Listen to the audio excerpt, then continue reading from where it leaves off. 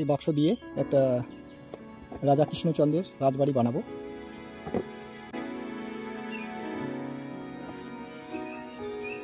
জানলা কাটার জন্য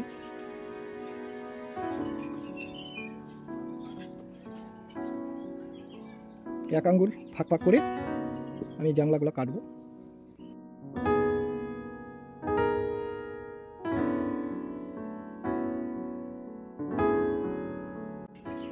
এই যে এইভাবে কেটে আর্ট করে নিছি।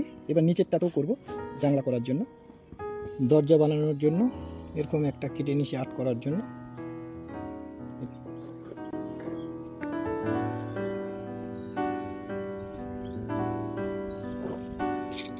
এগুলা কেটে নিব, এই উপর থেকে নিয়ে এরকম কেটে দেবো, নিচেটা থাকবে। সবগুলো কেটে নিব। এটারও নিচের একটা কাটবো, এই সাইডের এতটুকু কাটবো, সাইডেরটা কাটবো না।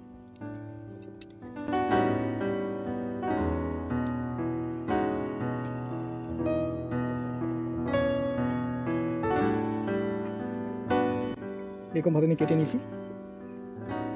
আর এগুলাকে এইভাবে করে ফোল্ড করে দিতে হবে।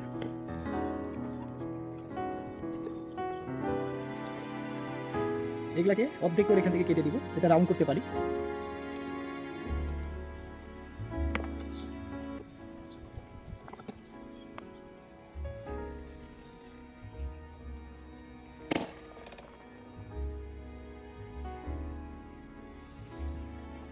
এটার মতন এগুলাকেও কেটে নিব।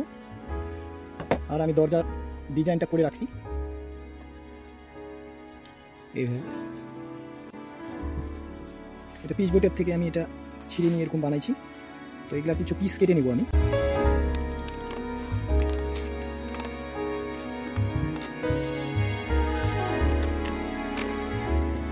এটাকে আমি এখান থেকে রাউন্ড করে আঠা দিয়ে লাগাবো এইভাবে, তাহলে জানলার শেপ হয়ে যাবে।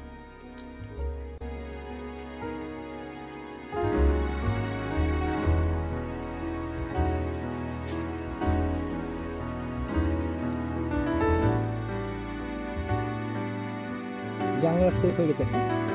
এখন 4 কোণে একটা পিচবোর্ড কেটে নিয়েছি। এরপরে এই রাজবাড়িটা বসাতে হবে এইভাবে।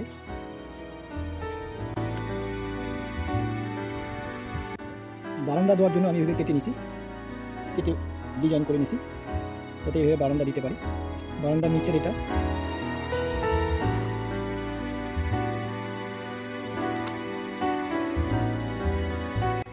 একটা কেটে নিয়েছি বারান্দা, মিডিলের বারান্দার জন্য, দোতলার।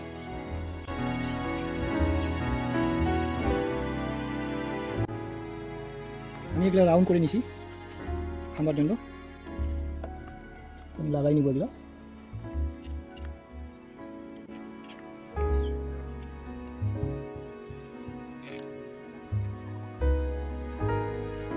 এভাবে করে লাগাই নিব প্রত্যেকটা।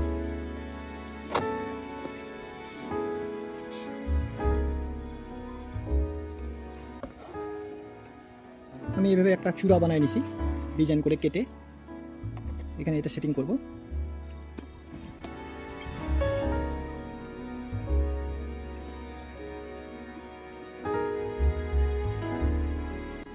এখানে একটা দিয়ে এইভাবে আঠাটা ডিজাইন হয়ে গেছে। এটাকে এখানে সেটিং করে দেব।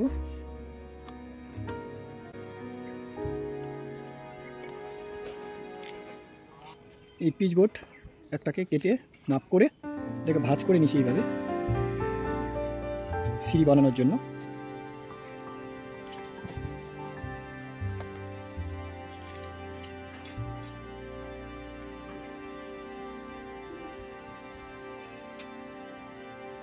পিছন দিকে একটা লাইট লাগাই দিছি, একটা লাইট লাগাইছি।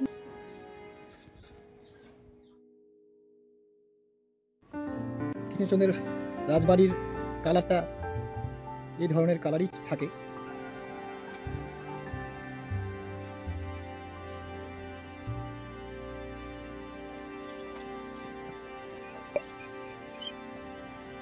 সম্পূর্ণটা রং দিব।